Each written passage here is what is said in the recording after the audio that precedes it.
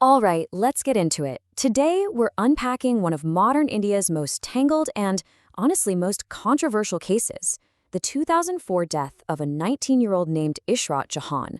So, was she a terrorist operative on a deadly mission, or was she just an innocent college student caught in the crossfire of what investigators would later call a fake police encounter? It's a tough one, so let's dive in. So, to make sense of this whole thing, we're going to break this decade-long saga down into 5 key parts. We'll look at what happened, how the story just kept changing, and, why it's still so hotly debated today.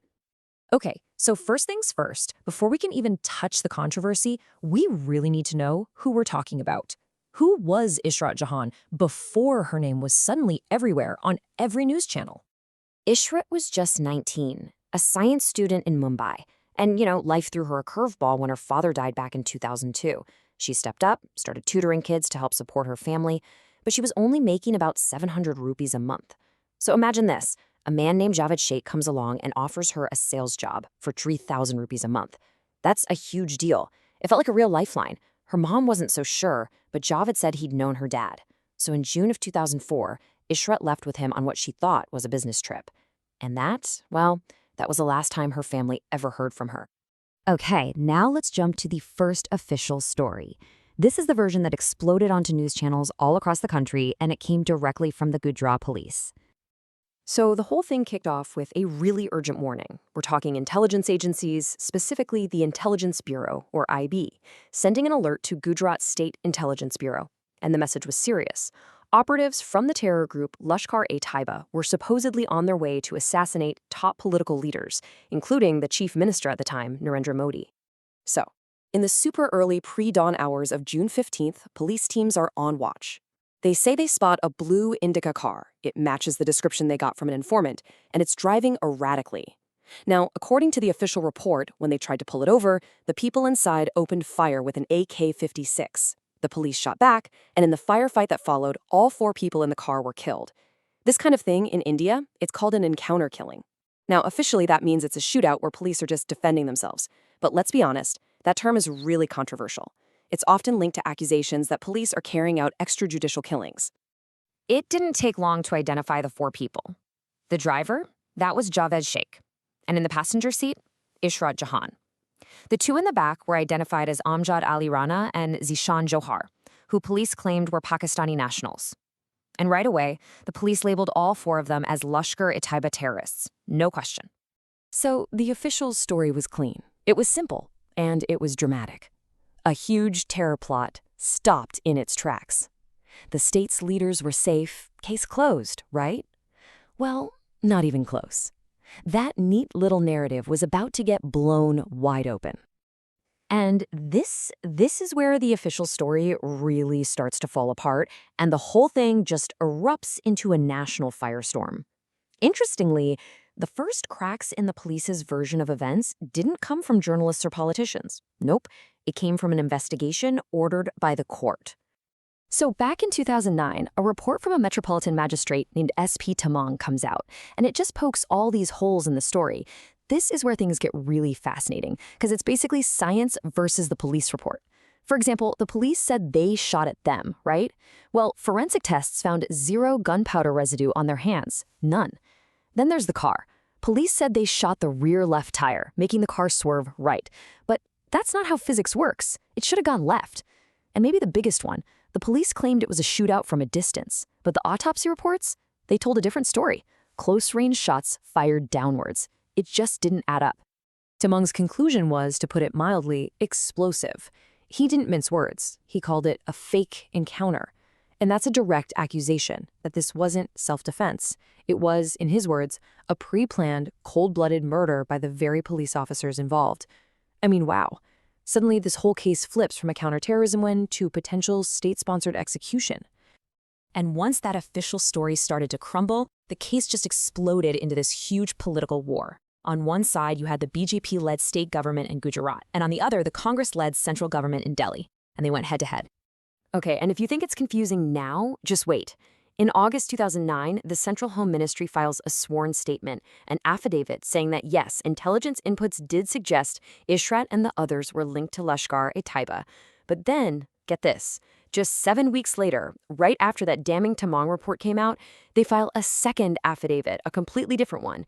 And this time they're saying, well, intelligence inputs aren't really conclusive proof. This massive flip-flop just poured gasoline on the fire, with everyone screaming about political manipulation. So, just when the whole story seems to be shifting towards Ishrat being an innocent victim, bam, a huge twist pulls it right back the other way. David Headley, the Pakistani-American terrorist who was a key player in the 2008 Mumbai attacks, he reportedly tells investigators, both American and Indian, that Ishrat Jahan was in fact a recruit for Lashkar-e-Taiba. And that revelation, it set off a political bomb. The BJP immediately accused the Congress-led Home Ministry, which was headed by P. Chidambaram at the time, of deliberately changing official reports to scrub out any mention of Ishrat's supposed terror links.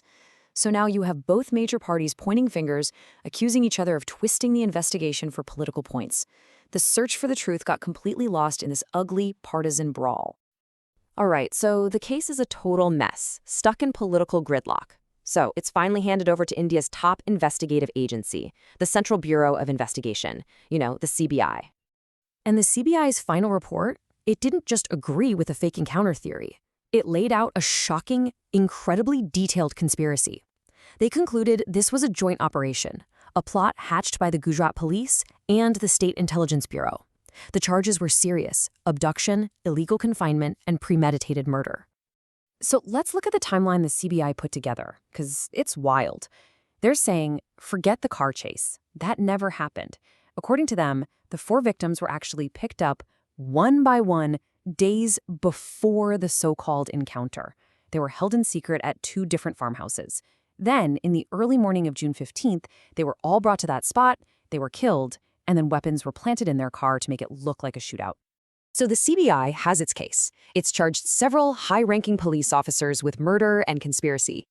But there was a huge legal roadblock in the way of any convictions, and it's called Section 197 of India's Criminal Procedure Code. And here's the bottom line on that. To put a government official on trial for something they did as part of their job, you need permission from the government itself. It's a kind of legal shield. And in this case, the Gujarat state government simply refused to grant that permission to prosecute the police officers. Without that green light, the trial just couldn't happen. And so, one by one, all the accused officers were let go by the court. And then, in 2019, after a brutal 15-year legal fight, Ishrat Jahan's mother, Shamima Kausar, made a difficult decision. She withdrew from the case. She basically said she was just tired of the fight. And her decision pretty much brought the entire legal battle to a quiet, heartbreaking end. So, where does that leave us? Well, we're left with 2 completely opposite official stories from 2 different government agencies. You have the Gujarat Police saying they stopped a major terror attack. And then you have the CBI saying those very same police officers planned and carried out a cold-blooded murder. I mean, how can both be true? And even after all these years, the biggest questions are still just hanging there.